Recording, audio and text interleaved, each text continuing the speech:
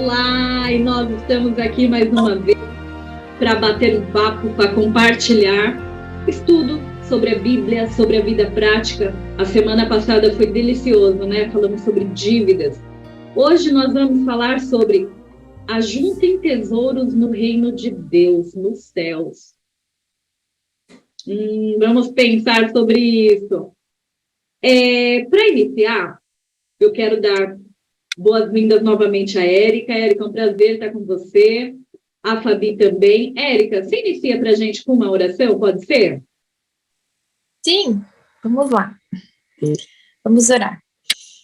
Querido Deus, graças te damos por mais uma vez estarmos aqui neste momento tão especial, juntas, estudando da tua palavra e aprendendo mais do teu amor por nós. Que seu Espírito Santo esteja aqui neste momento, abrindo nossa mente, para que possamos não só ouvir, mas principalmente entender o que o Senhor realmente quer nos ensinar. Te pedimos isso em nome de Jesus. Amém. Gente, o nosso bate-papo dessa semana vai ser diferente. Eu vou começar fazendo perguntas individualmente. Antes, eu quero ler o que está escrito em Marcos 8, nos versos 36 e 37, que diz assim: do que adianta uma pessoa ganhar o mundo inteiro e perder a sua vida?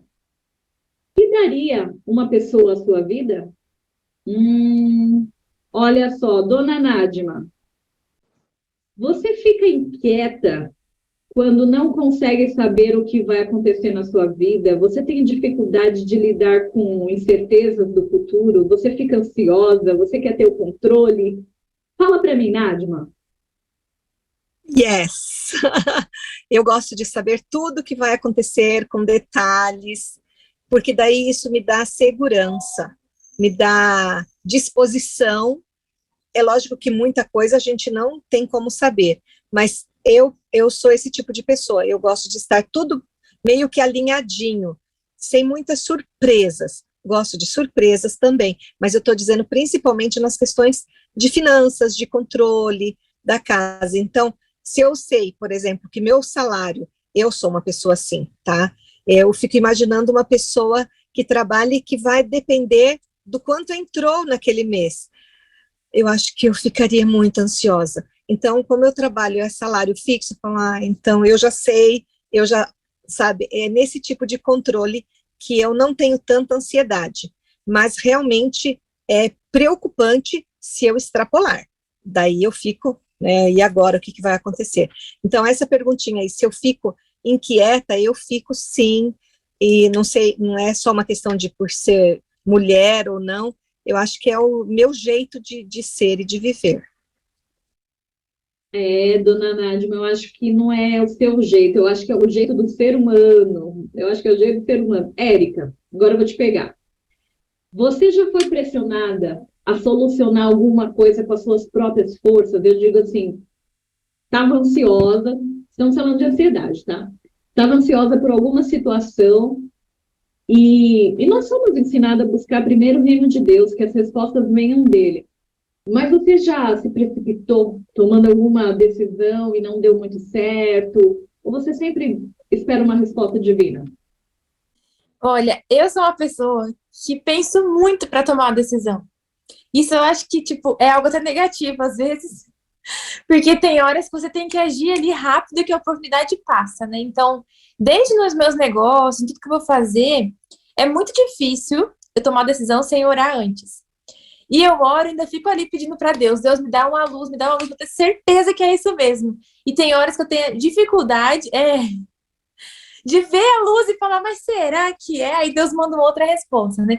Mas eu vou falar que eu já me precipitei, assim. No passado, logo que eu me formei ainda, que você fica naquela ânsia, né, de querer fazer muita coisa, aí vai fazer um compromisso que não dá conta, depois se prejudica, perde saúde, não dorme bem, não come bem, para atender uma coisa que nem era, assim, uma bênção, né? Já passei por momentos de precipitar. Hoje em dia, tem, né, a maturidade, trago cada vez mais com essa ciência de espera e ora para que Deus responda. Meninazinha, o encontro nosso aí desse trimestre, a Fabi leu, não vou lembrar qual, a Fabi leu o texto de Mateus 6, que eu gosto muito. Eu falo para todo mundo que é o meu preferido. E lá, Deus nos orienta a não ficarmos ansiosos e esperarmos nele. Mas, Fabi, Você que leu esse texto pra gente, que eu amo, me diz uma coisa. Essa questão da paciência, do controle da ansiedade, esperar em Deus, o que que isso tem a ver com a fidelidade nos dízimos e ofertas? Falando agora a ansiosa, né? Para mim, diferente, o texto realmente é lindo, mas é muito difícil. Eu sou daquelas que quero fazer, que penso muito rápido, diferente da Érica, que pensa, né, antes de tomar uma decisão. Eu sou daquelas que eu quero fazer mais rápido. Lógico que a gente tem que ter consciência de tudo isso. Mas, como eu disse também, né, nos estudos atrás aí, eu acho que isso é um dom divinal. Quando a gente para, respira e coloca Deus, né, para tomar conta de tudo isso. Eu tenho um pouco de dificuldade, porque acho que sou um pouquinho, né, controladora, mas com relação aos dízimos e ofertas, isso para mim é muito claro e muito tranquilo na minha vida, porque eu tenho absoluta certeza, né, e eu tenho consciência de que tudo que a gente tem é de Deus. Então, nós somos mero administradores. Se não fosse por Deus, a gente não estaria aqui, né, neste ambiente, uma casa, né, um lugar tranquilo, fechado, a gente não teria luz elétrica, a gente não teria essa internet aqui, né? Então, tudo vem de Deus. E é o nosso dever administrar os bens dele da melhor forma possível. Então, para isso, eu sou muito tranquila e deixo tudo com Deus, tranquilamente.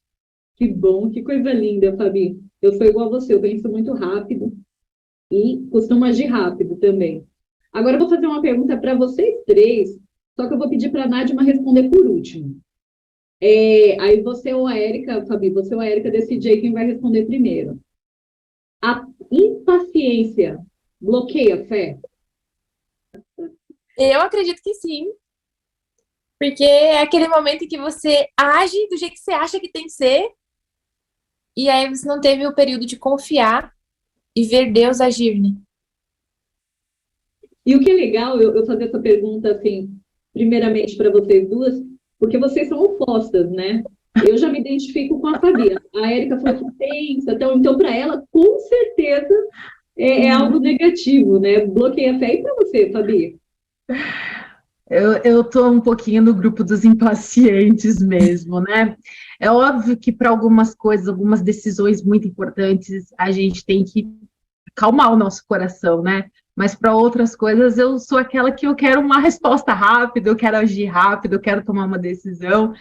O meu marido é um pouco mais paciente, um pouco mais pensativo que eu, e às vezes, né, tem isso quando, vamos, eu preciso de uma resposta, o que eu faço, né? Ele, eu não sei. Eu falei, quando a gente pergunta é porque eu não sei o que eu faço. Mas essa impaciência abala a nossa fé, com toda certeza, né? Quando a gente não respira, né? Quando a gente não se acalma, quando a gente não tem confiança naquilo, a gente pode fazer algumas coisas indevidas, algumas coisas erradas aí, mas isso também traz aprendizado para a gente, né? Isso também traz aprendizado. E esse é o importante, né? É aprender com os nossos erros para a gente não errar mais lá no futuro. Exatamente. E o que é interessante é que, assim, nós temos a experiência própria desse aprendizado, mas também nós temos experiências da Bíblia. Nádia, por isso que eu pedi para você falar por último, porque eu queria conversar com você sobre um cara fantástico da Bíblia. Ele viveu uma situação que ele teve toda a paciência do mundo, toda a paciência do céu também. Mas havia evidências, Nádia, que não ia chover, que não tinha como ter um dilúvio daquele. E Noé esperou, Noé foi paciente. Nádia, como que você vê a história de Noé em relação a isso? Faz um apanhado aí do que você entende. Eu quero começar contando a história da minha netinha, de uma das duas. Cada vez que a mãe dela vai dando ré no carro, ela fala assim, calma, espera, só que ela fala calma, pela. E daí, conforme vai indo ré, ela fala calma, pela. Às vezes a gente é assim, né? E esse é o grau. A gente até começa devagarinho, eu estou aceitando, estou me colocando nas mãos do Senhor, mas quando o Senhor, não é que ele tarda a agir, ele tem o tempo dele que é o melhor para nós. Às vezes a gente não consegue entender isso. Então, vou voltar um pouquinho na história de Noé. Quem era Noé? A Bíblia fala que foi o único que Deus olhou e falou assim, opa, eu tenho uma pessoa que me conhece e que acredita em mim. E quando ele teve a visão de Deus, que eu acredito assim, ou foi um sonho de Deus, que ele acordou e contou para a esposa dele, falou, Deus falou comigo. Ela falou, tô junto, porque ela sabia quem era o Deus dele. Então, o que ele tinha? Ele tinha fé. Esse é o detalhe que eu acho extremamente importante. Ele conhecia. Então, fé é acreditar naquilo que Deus está falando. E ele falou, estou à disposição. E Deus pediu coisas extremamente difíceis. Era como se fosse, a gente brinca, né? Vai chover canivete. Ok, não, nem tem mais tanto canivete no mundo, né? Mas assim, não tem isso. Então, Deus estava falando de coisas impossíveis, inviáveis, e que ele se passou por tonto diante das pessoas, porque ele fala de fé, eu fico assim, ó, a minúscula, perto desse gigante Noé. Quando Deus falou, constrói o barco, ele usou os recursos dele, Deus não falou assim, ó, vai lá em tal lugar que tem uma pepita de ouro lá para você. Não, Deus só falou, constrói. Ele falou, tudo bem. Tirou o dinheiro da poupança, das aplicações financeiras, ele fez tudo, porque ele acreditou em Deus. Então, o segredo, gente, é acreditar nesse Deus que vai dar muito mais. E qual foi o ganho dele? Ele salvou a família inteira, os filhos, a esposa, as noras. É uma coisa incrível o que aconteceu. Eu acho bonito o texto bíblico que fala assim, que Noé achou graça diante de Deus, porque Noé conhecia quem era Deus, que poderia fazer as coisas. Então, vamos falar da impaciência que ele poderia ter tido. 120 anos, gastando dinheiro, o recurso que ele tinha, ele só trabalhou em função desse barco, com zombaria, com todo mundo criticando, e ele ali, ele montou como se fosse um paredão, ficou neutro, acho que é mais certo eu falar assim, ele fazia cara de paisagem, né, para as pessoas. Então, Deus falou isso, e pronto, acabou. Acreditar não é fácil. É fácil, bonitinho, quando a gente está tudo indo bem. Mas quando começa Deus pedir coisas impossíveis ou incríveis para nós, a gente começa a se apavorar. Então, eu achei muito interessante isso. E a gente precisa deixar os nossos projetos pessoais nas mãos desse Deus que vai fazer os milagres. Noé acreditou no milagre. Ele não se segurou no que ele tinha, nos bens que ele tinha. E olha que ele tinha muito, hein? Porque 120 anos sem trabalhar, só gastando, então ele já tinha muita coisa, mas ele não se segurou nessas riquezas, ele se segurou nas mãos de Deus, que é o dono e proprietário de todas as coisas. Eu vou, só mais uma historinha, né? A minha sogra morava no interior aqui de São Paulo. Quando uma pessoa falecia, às vezes na casa, eles iam para a casa daquela pessoa e davam um banho, preparavam a pessoa, né? E uma vez ela foi na casa de uma pessoa, chamaram, porque ela fazia muito isso, né? E quando ela chegou, essa pessoa, ela tinha amarrado dinheiro no corpo inteirinho, amarrado todo o dinheirinho que ela tinha. Quando ela contou essa história, foi chocante. Tipo assim, para onde que ela está levando o dinheiro? Meu Deus. Certo? Então, onde deve estar o nosso tesouro? Não é no nosso coração. Por isso que é muito importante a gente falar assim, eu tenho que ter liberalidade com as coisas de Deus e deixar Deus conduzir, porque daí vai fazer a diferença. E Deus fala assim, o seu pão e a sua água vão ser certos. Mas a gente quer mais coisinha, né? Quer um pudim, quer alguma coisa. E ele dá também, ele dá muitas coisas, mas o certo é que nós precisamos depender dele com fé. Então Noé foi incrível. Ele se colocou nas mãos de Deus e Deus aceitou todo o trabalho dele e o recompensou. Érica, a Nájima trouxe aí a história de Noé, uma história assim de entrega, de confiança, de fé, de disponibilidade. Mas tem uma outra pessoa aí também, na verdade, mais duas pessoas, pelo menos, que eu gostaria de falar nesse bate-papo nosso. Mas eu queria primeiro que você falasse sobre Abraão.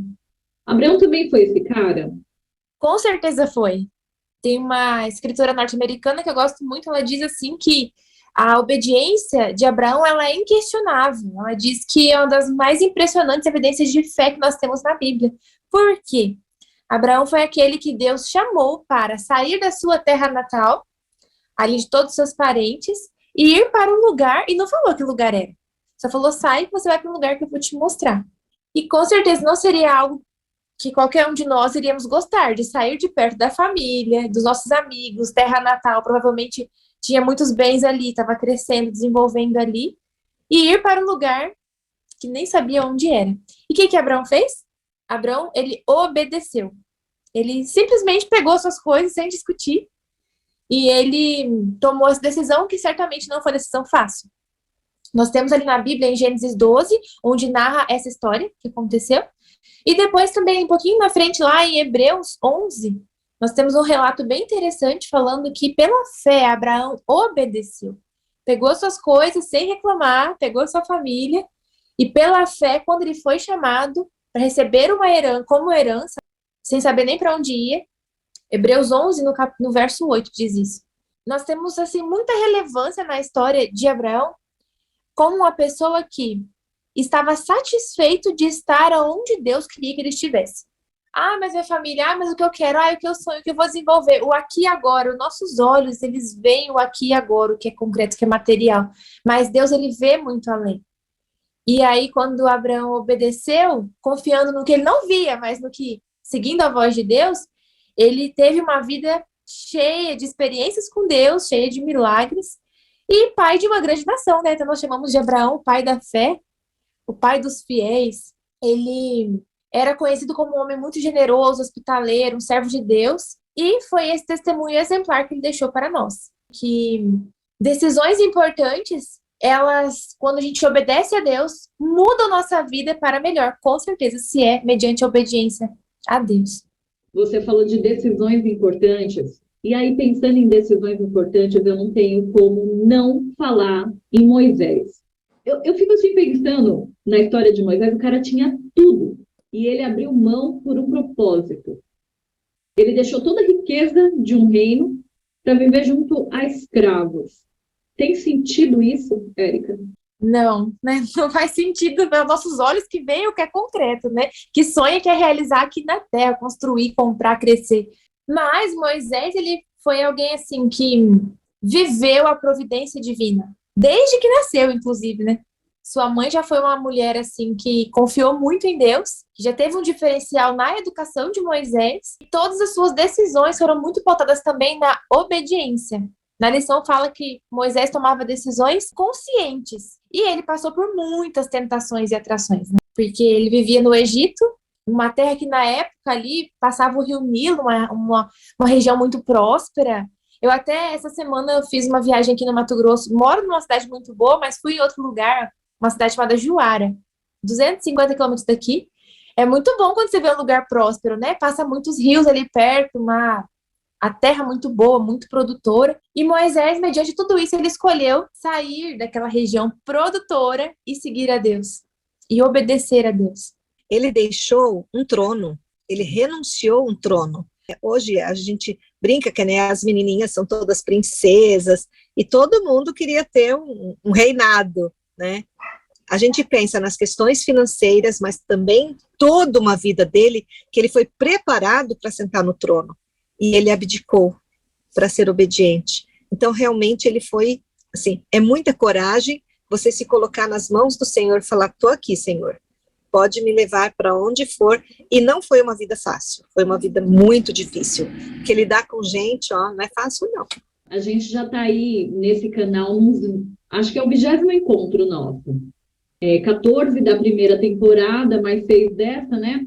E aí, você gosta muito de falar da palavra amor, você sempre traz o amor em todo o nosso bate-papo, e eu gosto de livre-arbítrio, lembra, Nadima? Eu gosto dessa palavra de decisão. E a Érica falou muito sobre isso. Você trouxe o exemplo de Noé, que fez as melhores escolhas. A Érica, de Abraão e Moisés fizeram as melhores escolhas. Mas, Fabi, eu quero conversar com você sobre 2 pessoas. Uma delas, aqui um parênteses, gente, é meu sogro. Uma delas é o meu sogro e vocês vão saber quem é o meu sogro. Mas antes de falar do meu sogro, eu queria que você falasse, Fabi, sobre Ló. Ló, ele não fez uma boa escolha, ele tentou ser esperto em algum momento, deu ruim. Ló, sobrinho de Abraão, né? aquela pessoa abençoada por Deus estava ali, ó, do ladinho. Eles tiveram, a Bíblia relata que eles tiveram muitos bens, né? Conseguiram muitas coisas, o gado foi aumentando, e nisso os pastores que cuidavam do gado começaram a brigar. E aí, por esse motivo, eles se separam. Então, nessa separação que Abraão, que tinha levado ele, né? Tinha levado o sobrinho, nessa separação, Abraão permite que ele possa escolher de que lado que ele quer ficar. E Ló, a gente analisando hoje aos nossos olhos, poxa, poderia ter concedido, né, essa primeira escolha, né, de qual era o melhor lado para Abraão, né?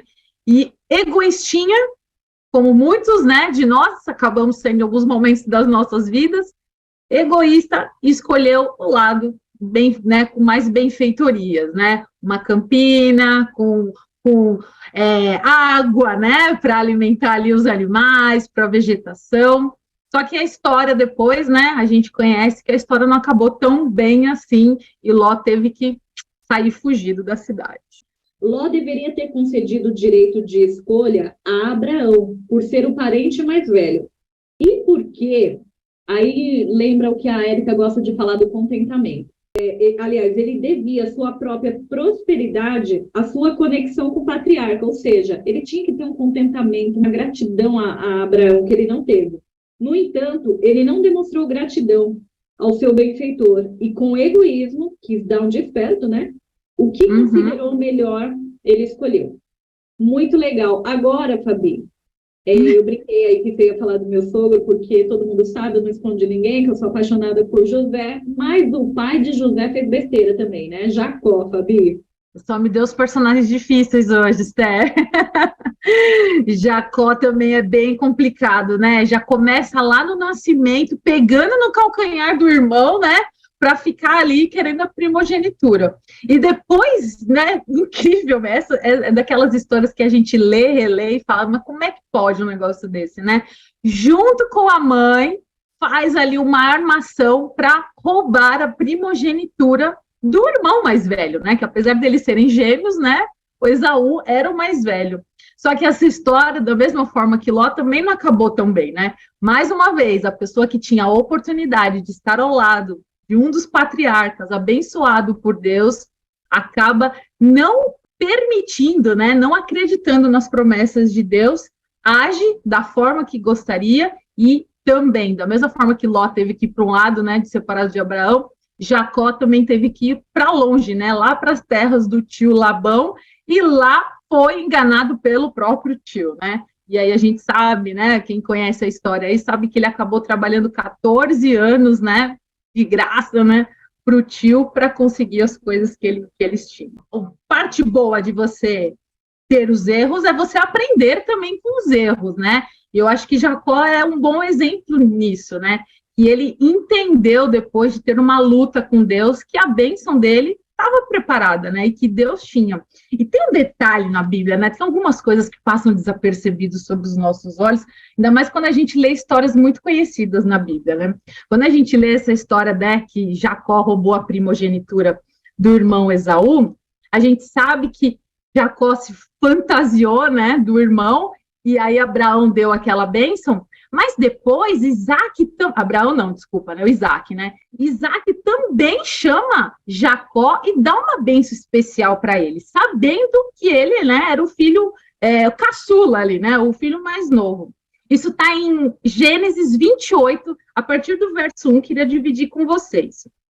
Antes da fuga de Jacó lá para as terras do tio, ele fala assim, Isaac, né, o pai, chamou Jacó e dando-lhe a sua bênção, lhe ordenou dizendo, não escolha uma esposa dentre as filhas de Canaã. Levante-se, vá a Padã-Arã, a casa de Betuel, pai de sua mãe, tome lá uma esposa. E aí ele fala assim, que Deus, o Todo-Poderoso, o abençoe. Faça com que seja fecundo e multiplique para que você venha a ser uma multidão de povos. É através de Jacó que aquela promessa que foi feita lá para Abraão se torna realmente uma realidade. Jacó, sendo também descendente de Abraão, acaba tendo muitos filhos, sendo aí, né, multiplicando os filhos, e essa bênção que tinha, né, a promessa que tinha sido feita para Abraão, acaba se cumprindo na vida de Jacó, depois que ele realmente entrega a vida para Deus. Fabi, isso que você falou me fez lembrar de um texto bíblico que fala assim, que quando buscamos ao Senhor, Ele nos faz prosperar. E a promessa de Abraão lá atrás é que, através dele, todas as pessoas, todas as famílias seriam benditas. Ou seja, chegou até Jacó.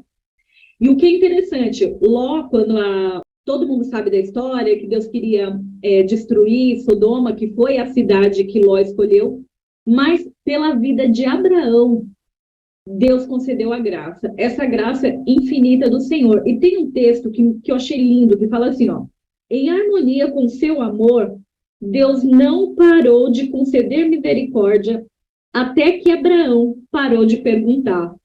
Me emociono em pensar nisso, porque assim, Abraão ficou implorando, Senhor, se tiver 50 pessoas que te servem, Senhor, deixa essa cidade perfeita não é salva? Tá, eu deixo. 45, deixo. 40. Se tiver 5 pessoas. Então, ou seja, se Abraão chegasse a, Senhor, por favor, tenha misericórdia. O Senhor ia ter misericórdia. É lindo isso. É lindo pensar nessa graça, nesse amor que a Nádia tanto fala, nessa misericórdia do Senhor. Se estendeu a Abraão. Fabi, você trouxe 2 personagens que erraram a rota aí, mas a graça do Senhor trouxe de volta para o caminho. E é isso que a gente quer compartilhar com vocês. Esse é o verdadeiro tesouro que a gente tem que acumular. Porque quando buscamos ao Senhor, Ele nos faz prosperar. Então, que a gente possa, a cada momento, buscar o reino, buscar as coisas de Deus, porque as demais coisas nos serão acrescentadas. Amém? Fabi, você ora para a gente encerrar? Oremos. Querido e amado Deus, obrigada, Senhor, por essa oportunidade de estudarmos a Tua palavra e conhecermos um pouco mais da história desses personagens, trazendo essa realidade, né, a história deles para a nossa realidade de hoje. Que nós sejamos, Senhor, fiéis como Noé foi. Que nós tenhamos a coragem, Senhor, de continuar pregando sobre as Tuas verdades, sobre a Tua volta, Senhor, para que outras pessoas possam estar preparadas para o Teu reino. Que nós tenhamos, Senhor, o coração também de Moisés, que abdicou de muitas coisas desse mundo para estar junto no Teu reino, Senhor. Nós Te agradecemos imensamente por esses personagens, pelas lições aprendidas, e eu Te peço uma bênção especial, Senhor, por cada família e cada pessoa que está assistindo aqui esse vídeo. Ajude-nos, Senhor, a ficarmos firmes no propósito de nos prepararmos para a Tua volta, e que nós sejamos luz aonde quer que nós estejamos. É o que nós Te pedimos, Senhor, humildemente, em nome e por amor de Seu Filho amado Jesus. Amém. Amém. Que delícia de bate-papo, foi bom demais. E a semana que vem nós estaremos de volta com aos mais pequenos irmãos. O que será que esse título tem a ver? Semana que vem a gente volta. Beijo, tchau, tchau. Compartilhem esse vídeo com outras pessoas. Até logo.